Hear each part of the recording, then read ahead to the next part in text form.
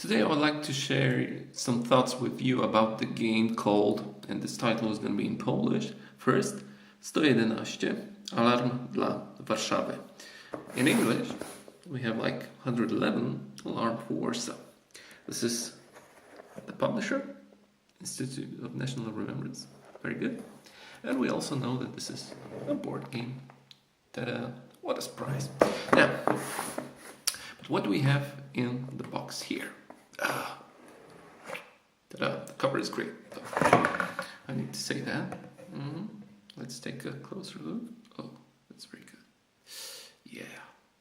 Burning planes and so on. And we can also see some elements of the game, which is not that common when it comes to board games. But in this case, we can actually see right on the cover what we can expect inside the box, right? So what we can expect, the first thing is, of course, the rulebook. The rulebook comes in 2 languages. It's a pretty hefty book, 60 pages or so. And it's divided. First part is Polish, and the other one is English, as you can see. We don't beg for freedom, we fight for freedom. And dear players, it's with great pleasure that we present yet another board game, blah, blah, blah, and so on. You gotta read it yourself. But then you have the rules. Let's say the battle chart. The end of the duel. Ta-da. But also, what's more interesting, I would say, sorry for flipping that very quickly, but you see, a man named Marek Rogusz wrote a little story of the Pursuit Brigade.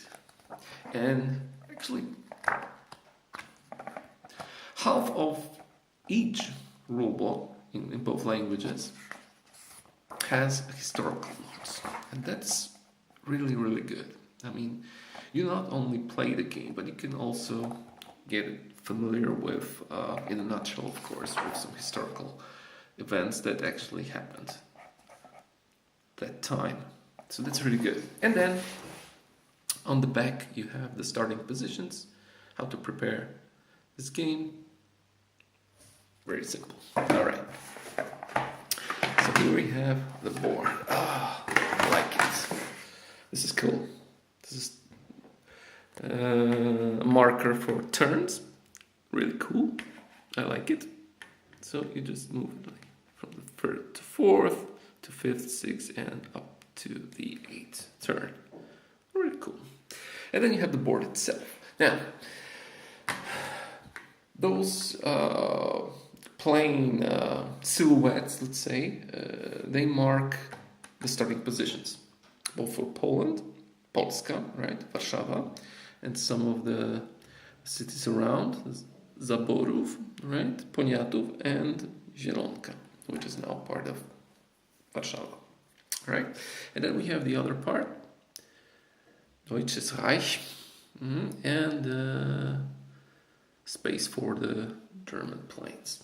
Okay? So the goal of the game is, so then I need to show you the pieces. Okay, 1 moment.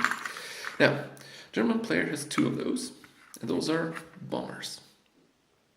To win the game, by a German player, this bomber needs to land here, on this spot. This is when Germans win the game. But what we have more is that, now first of all, player alternating turns, they place clouds on the board. And if you take a look at the rulebook, you see the blue shaded area. This is where you can place clouds. Alternating turn, as you can see, there's the arrow that shows that one player is placing 2 clouds and the other player is placing 2 clouds, actually 4 hexes of clouds. And then you make the board. Let's do that randomly. It doesn't actually matter for the sake of the presentation. There we go. Now, what the clouds give you? The clouds give you cover. If you're in the clouds, you cannot be attacked. But there is a little disadvantage to this. There's a little disadvantage to this because if you're in the clouds, you cannot also attack the other plane. Now, The attack occurs always when the planes are next to each other. They cannot shoot like from greater distance than just being adjacent to one another. So in this case, the yellow German airplane cannot attack Polish blue one. But at the same time, the Polish player cannot attack the German player. So let's move on to our starting positions. For the Germans, there they are. And yeah, where's the other one? And you can put the anti-aircraft artillery on the Warsaw spot. And then the starting positions for Poles. Right? Let me just put them in here. Oh, no, they're not broken. They're not yet broken. Okay. Now, the game starts from the first round, of course, and the German player is the first one to go. Now, each plane, not a bomber, but each plane, a German plane, has 3 movement points. Or actually 3 action points, sorry. Because he can spend it on movement, like 1, 2, 3, because at the beginning of the game it's quite useful to move around. But then, he can also spend points on attacking Polish player. Let's imagine that the situation is right here. It's like so, right?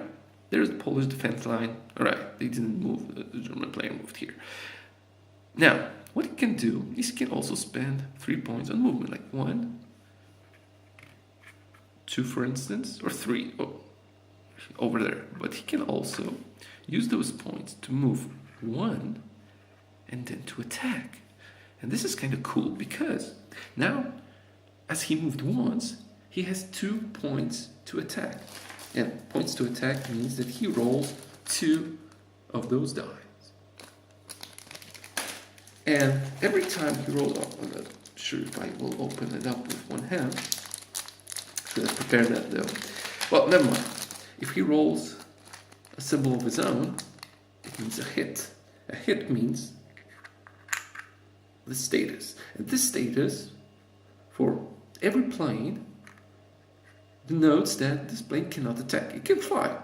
It can fly with regular rules, but it cannot be attacked. The same applies to a German player, right? So then the German player can move like 1, 2, 3 hexes, but he cannot attack. German planes cannot be repaired.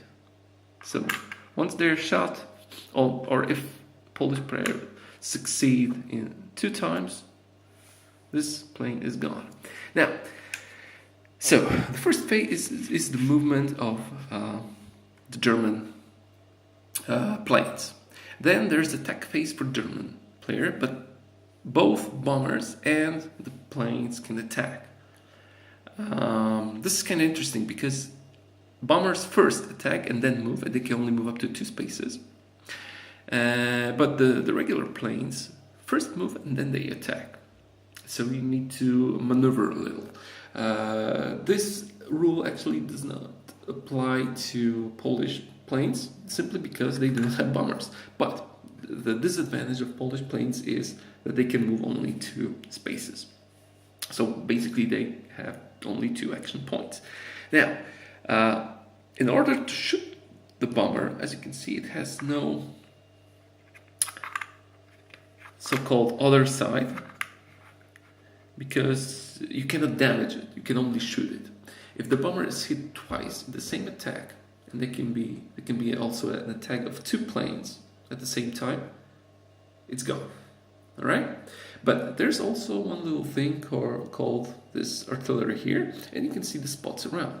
For every German player, for every German plane, of course, that is located in one of the spots, and if it's Polish player turn, then they can shot the plane, right? And you see how many dice are rolled. 2, and if the planes are above Warsaw directly, they can shoot 3 times. However, Polish planes cannot fly directly over the Warsaw. They need to go around. This is one of the rules that, historically, to protect Polish planes to be shot. Now, when the fighting occurs, let's say German player attacks Polish player. As we can imagine, planes do not attack each other standing still. They're just flying one to the another. So after the attack, every German plane needs to fly across the Polish one and land right on the opposite side from the hex that he attacked. Now, if this hex would be like occupied, all right, so the plane needs to land here or here, all right? If those hexes would be also occupied, then we land here and here. Now, this rule does not apply to Polish planes. In 303, yes, it was. But in this case, because Polish planes had some better maneuver abilities, they can land on every hex around, but not the same one, of course. Although if all other hexes would be occupied, then the Polish plane could land. So could actually stand still. So that's basically how the game looks like. So first the movement of the Germans. So this is an old, for the old war gamers, called I go you go system. And well, that's basically it. I mean, it's not really that much in this game when it comes to rules, but it's quite interesting. Like I mentioned, Polish planes cannot go over Warsaw, but they can be repaired. And you can see those spots here. What you actually do if Polish plane is damaged, you can move here, and then you take, in this case it's Zielonka, and you just need to take, it's one of the counters, it's not, this is, no, sorry, I got the right one. Oh, yeah, and then you just place it over the plane and it's repaired. Now, in this place cannot be, you cannot fly over this place, right? So you need to go around for both Polish and German planes. So that's how the game looks like. It's really cool because it's a great upgrade to the first edition. It's the first game in the series actually. But then you have two bombers. Germans cannot repair their planes.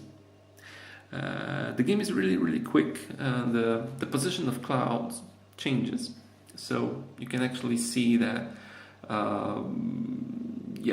From game to game, you have a little bit different layout of the board, maneuvering thing, and you roll this lovely dice. And those black cubes are actually to mark your attack. Basically, you mark with them the plane you want to attack. Well, in this case, for instance, if the German player would move like one spot, so there are 2 action points left, he just puts 2 cubes on this plane to denote that he's going to attack this plane with 2, right?